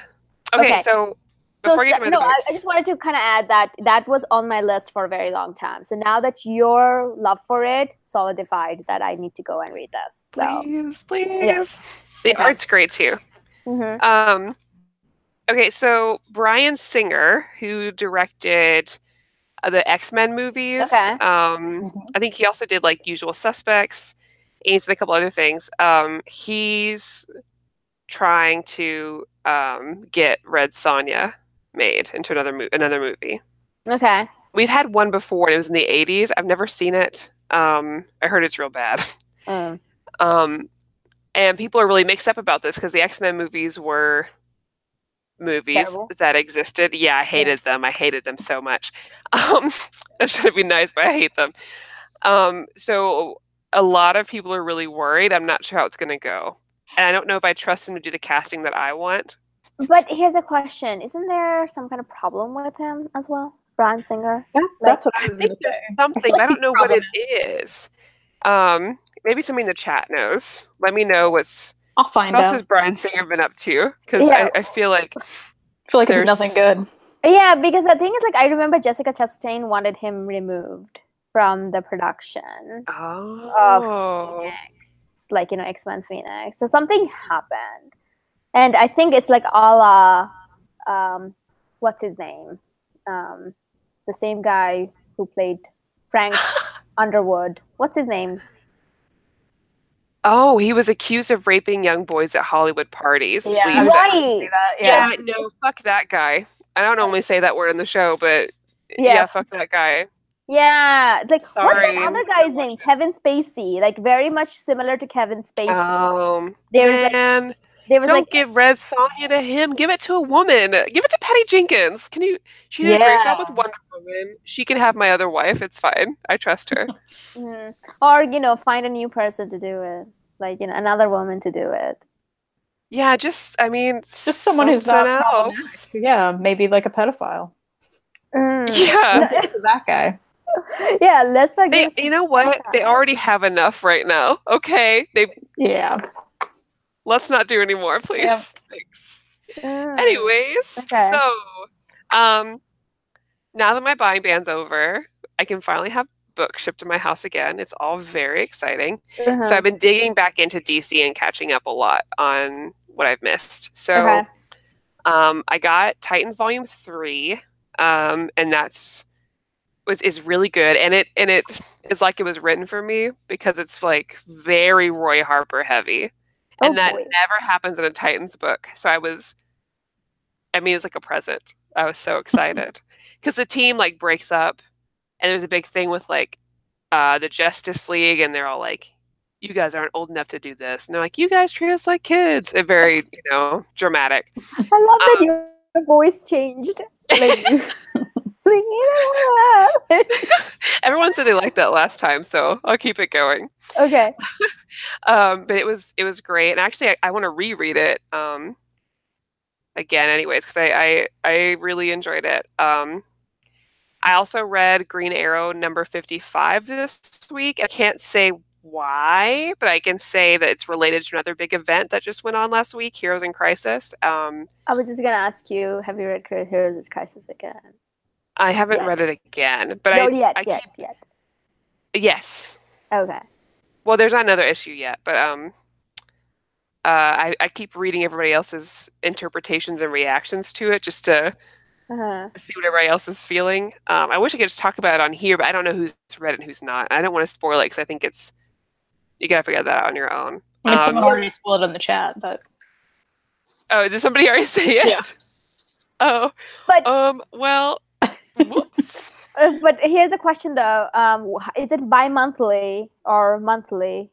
I don't think I realized that. Oh yeah, Matt just here it is. Yep. Oh yeah, Sayokyo Subite said lots of Donna Troy too in that Titans. Yeah. That which was great because Donna's my girl. So a lot of Donna and Roy, and that's my romance. It was great. But what was I saying? Where were we? I don't know. Oh yeah, it's monthly. Okay. Heroes in Crisis, which is really frustrating because now it's 9 issues. It's take 9 months for this eventually everyone who died to be retconned, probably. Yeah. And it to all be meaningless. And then we realize at the end that there was no progress in the discussion of mental illness, probably, but we'll see. I'm holding out. I could be totally wrong. I can't help that I'm sensitive based on what happened in the first issue. Okay. Right. And within 9 months, so many babies will be born. And they better all be named after the wonderful man who died in this. And now everybody knows who it is, because obviously. Yeah, Anyways. but I'm just saying, everyone who will be getting sexy today will have babies in 9 months by the time it's over. No, that's ridiculous. It should not. I shouldn't have to wait that long for this to be resolved. It's I don't know. Anyway. Okay. I read. What else did I get? Oh yeah, the newest Wonder Woman volume continues to be really good. I also really like her, so I wonder if it's one of those situations where maybe it's not that good, but I like Wonder Woman, so I'm happy regardless. That wasn't what question I had, because I was told that after Raka left, it just really took a dive. Well, nobody's as good as Rekka. I feel like when it comes to writing Wonder Woman, I still really like it because I really like her and I really like seeing what she does. And Steve Trevor's still in it, so I'm pretty happy to see him around.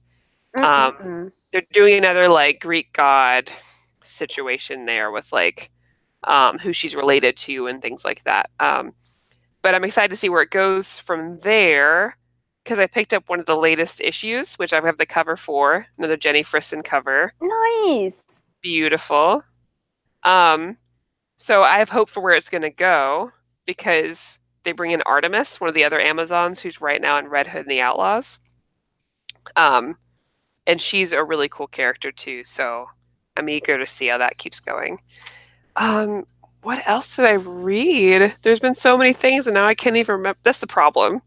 I read too fast, and I don't write it down, so I can't remember what it is Maddie, that I read. You need to get on Goodreads. Yeah, you have to. I know. I refer back to all the time. Yeah. I just feel like it's so much work to put down what I've read. You just scan the books. Yeah. It takes nothing. Yeah. But what about digital stuff though? Because I read a lot. Just find the trades or whatever collected editions it has, and just add that.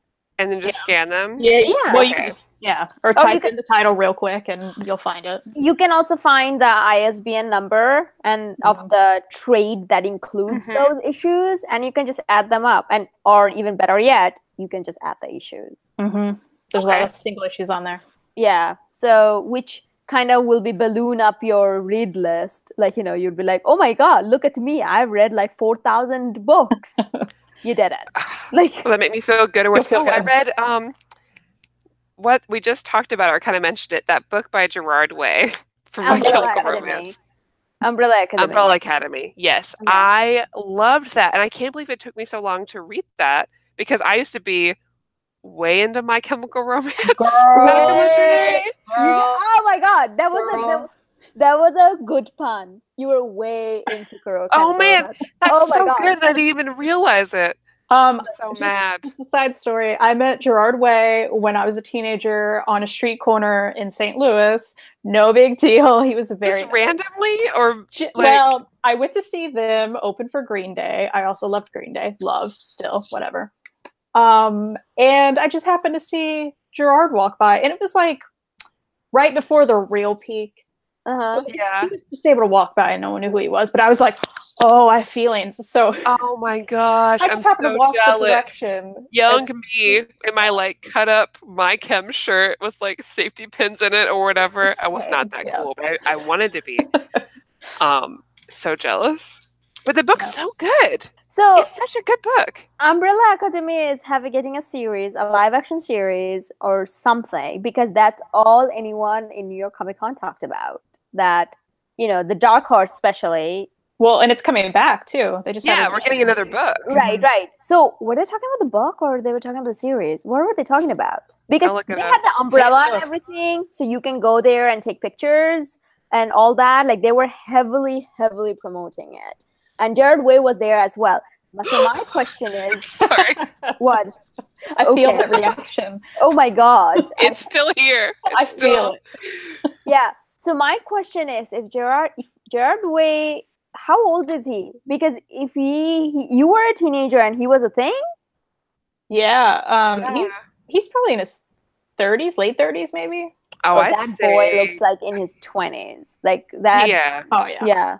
That boy. So yeah, there is going to be a new show. They revealed the poster. Ellen Page is in it. Yes, that's right. Yeah, I love her. I do too. So there's gonna be. So what did you read the full both of them? Apocalypse Suite and Dallas. Yeah, did you read both of them? I think I read both of them. I read whatever Comixology had. I read all of it. Oh, okay. So it was like a psychedelic trip of a book that I've read. I need to read that again because I haven't read it since forever ago. Okay.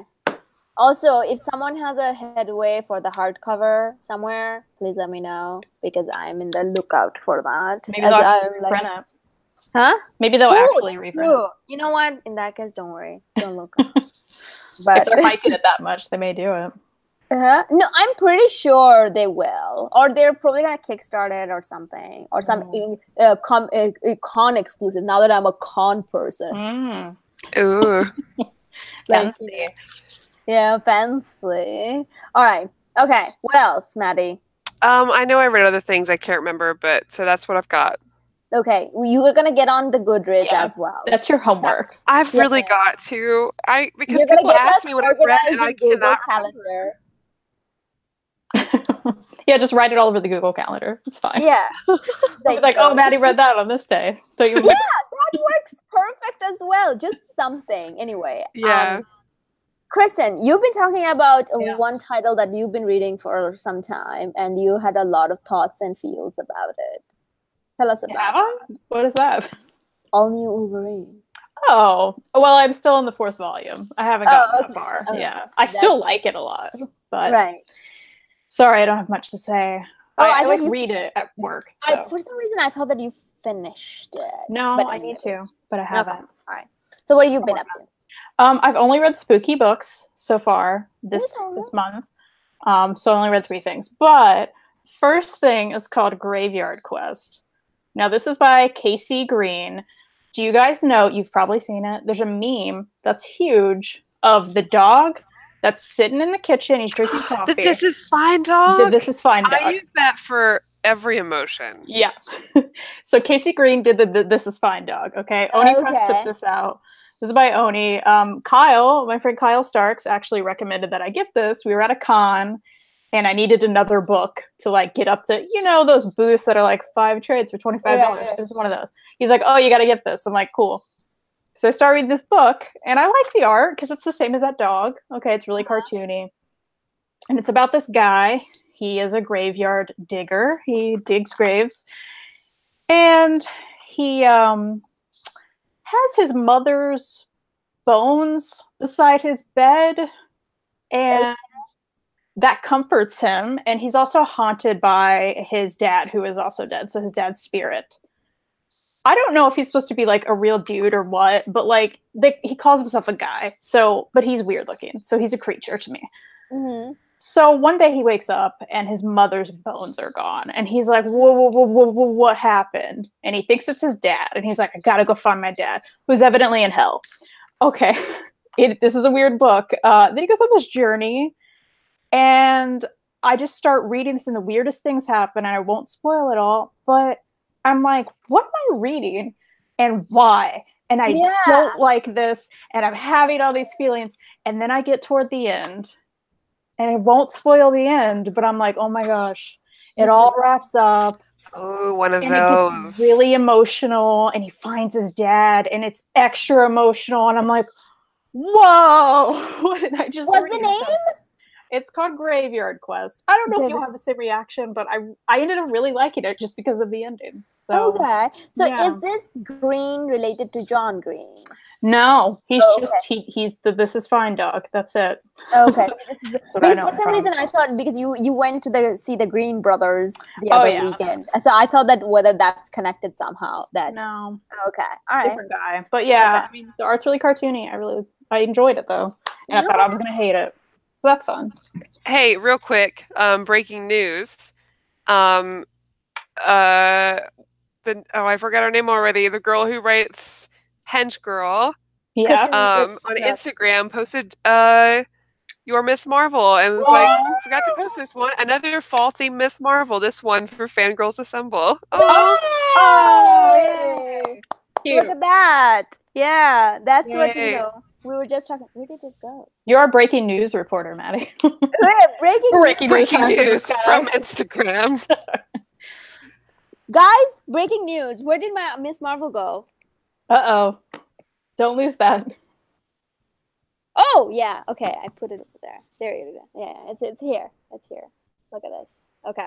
All right. So cute. All right, then I read Not Drunk Enough, Book 1. I hate the title. It's by Tess Stone. I really like the art. It's crazy. It reminds me of let me get a good, kind of like a westernized anime feel. Not manga, but like anime. It's kind of like animated looking. Huh. Oh yeah, that definitely feels like it. Thank you, Maddie. You would know. But it's basically about this guy who, I don't know why it's called Not Drunk Enough. He doesn't really get that drunk, so I don't know. I still don't get that. But he's a repairman. He goes to this house, and immediately there's a monster that attacks someone in the house, and he's like, whoa, what's happening? And then suddenly everything goes crazy. There's a plant that's kind of like an Audrey, and it starts eating people, and it's just like a crazy house, and he meets different people in the house trying to get out of the house. There's demons and killers, and it's all nuts. Let's see. I think someone we like. No, we don't know any of these people. People are calling it the funniest, scariest book they've ever read. I don't understand that. I don't really find it funny. I may read the next one if it ever comes out. It's not out, but I was just like, oh, that's the thing I read. Which publisher? Oni. Okay. It's another Oni book. Mm-hmm. So anyway, this was way better though. I read the first volume of Nailbiter, and it was fantastic. Everyone watching may already know what this is about, but it's about serial killers in a small town. Okay, man. I would recommend it literally for any murderino out there, because it is so fascinating, and you get in the minds of why are there all these serial killers born in this small town? What's happening? And then, more people start dying, and cops are trying to figure it out, and whatever's going on. And I really like the art, and it's real spooky, and you should totally read it. So that was great. I met Joshua Williamson. He wrote this, right? Yes, he did. He's currently writing Flash Rebirth. He wrote Frostbite, another super excellent book that should be at least 60 issues, but sadly it's only 6.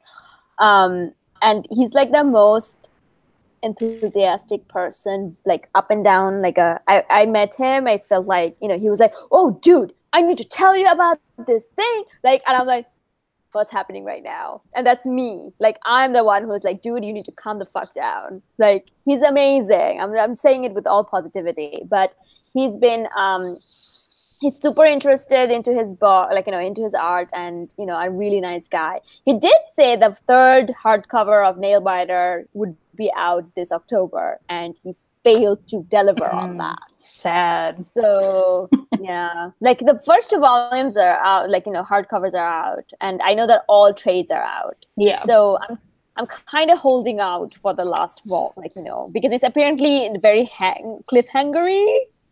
Yeah, I felt that at the end of this for sure, and this is the first volume. Right. I picked up these trades. You know, if you ever go to cons, you see those stupid cheap trades. I got most everyone there, so they were all like $3. Right. I think like one of the nail biters is currently on in-stock trades, right? For cheap, like one of those. Was the first one? I'll check. Let me check. I thought it was. It is. I mean, it's $5.79 on. I think maybe it was. Maybe it's not anymore. But they do have the first hardcover exclusive variant right now for $20.29. Ooh. Original price is $35. And I think maybe it was up there and it was discounted, but maybe that time for that one is over. Okay. But they still have some of their like exclusive variants that are on sale, like Bitch Planet, Descender, Moonshine, Reborn, Redneck, Royal City, Sex Criminals, Witches with a Y. And I think that's what they've got so far. It's like the special. Okay. So everyone should get Witches, Descender, Royal City. Oh, and Chrononauts. They've got Chrononauts and... What about Moonshine? Oh, God. Oh, yeah, Moonshine. That's a thing you could buy if you wanted to. Kristan is giving us updates on Moonshine intermittently. So that's one of the things that Kristan's doing for us. All right. Take it for the team. Yeah, she's taking it for the team. What else you've read? That's it. I failed. That's it. No, that's good. I'm not like Maddie this week. Oh, it's okay. I mean, you were like, you came second because I came at nil. Given that I read like only 1 book this year. You have all the good stories though, so you make up. Like, yeah, one other good story though, in terms of like, you know, we chat like, you know, a lot about The Boys the other episode. So one of the things that I also learned from Brandon Montclair, he wrote Moon Girl, and The Devil Dinosaur, and Rocket Girl. So he was actually around in DC at the time when Garth Ennis initially pitched The Boys for DC as a Wildstorm story. So, which I'm like, what? How is that going to work out? And DC automatically said no, or they really wanted to censor the shit out of it. So apparently there was a lot. Yeah, there was apparently a lot of bad vibe. Like, it's apparently an industry open secret. So he's like, I'm not telling you anything that the industry people don't know about. And it was apparently a bitter, like, you know, departure. Then he took it in Dynamite and tore entire DC superhero like, you know, community a new one with. So I'm like, oh, that actually, I'm like, because, you know, after reading The Boys, I started reading DC Comics. I'm like, he done his job. I'm like, if I want people to stop reading DC Comics, I'm just going to make them read The Boys. I'm like, stop reading it. Like, you know, I couldn't, and I talked about it. So, yeah, I'm like, yeesh. So there's another little tidbit story that I found out this con. But anyway, so we initially thought about talking about cosplay as well, but we are pretty much the end of the show for this week. So I think we're going to save this for another day because I had some questions about cosplay that Maddie was going to answer. But we're going to do it we're probably going to now that we have our calendar, we're going to write on the calendar that another day we're going to talk about con etiquette, cosplay, and, you know, not to ask David, what's his name? Boreanaz. To give you a hug or whatever it is that Kristan Yeah. And she We can just do another con stories, like in general. Like, yeah, I think we have episode attempted to do that, but then we kind of derailed ourselves again. But we'll come back at some point. Yeah. And next weekend we're gonna have Kristan Gutsnook as our as our guest. She is the writer of Hench Girl. If you haven't, please do pick this up and read it. And we may do another giveaway because now that I got the hardcover, the trade gotta go somewhere. So do tune in next week. Also, Saucer Country, Saucer or Soccer? Saucer. Yeah. Saucer Country, country or county? Country. Saucer Country. Saucer Country will be on sale starting Tuesday at 2 p.m. CST, 3 p.m. EST on InStockTrades.com, 50% off on behalf of Fangirlz Assemble. Please do pick it up. We will also, that is also part of our pick list. So number 6 on our list. So we will be talking about all of this in November episode. At some point, we will get to Jamin the hologram. The 2 winners, please DM us at Fangirlz Assemble Instagram. We will find a way. Also, the winner, the Will of the God Country, please DM us as well. If you're new to the show, follow us on Instagram at Fangirlz Assemble. Please do tell your friends to watch our show. We will actually have a lot of interesting guests coming up, and we don't want to, talk about it until we got confirmation from them. So it's gonna be a great time. Do go to InStockTrades.com to pick up all the lovely books that Maddie and Kristan has talked about today. Also, all our picks are actually in InStockTrades.com. You can get them up to 42 to 50% off. Then free shipping for $50 and above in the United States. Also, there's a lot of random volume 1s by Image Comics is currently on sale there for 99 cents to $2.99. So please go visit InStockTrades.com for all your graphic novel needs. Any other closing remark? That's it. Just thanks, guys. Every week, tune in. We love you. It's great. Yeah. So, Kristan, sign us off with your pick of the week. Ooh, I'm going to pick Nail Biter. I know I already talked about it, but this is the one, guys. Check it out. It's great. Maddie. Red Sonja, please. Please read this. And I'm going to pick... There's a lot of books over here. I don't know which one to pick. I'm actually going to pick Hench Girl because I haven't read it yet. I read I think I read first issue and I'm already involved, but really into it. Cutest drawing ever. Kristan will be joining us next week, so do pick it up and read it. And you're right, I will be. Yeah, there you go. So thank you, everyone. Have a good night and the rest of the week. Bye. Bye.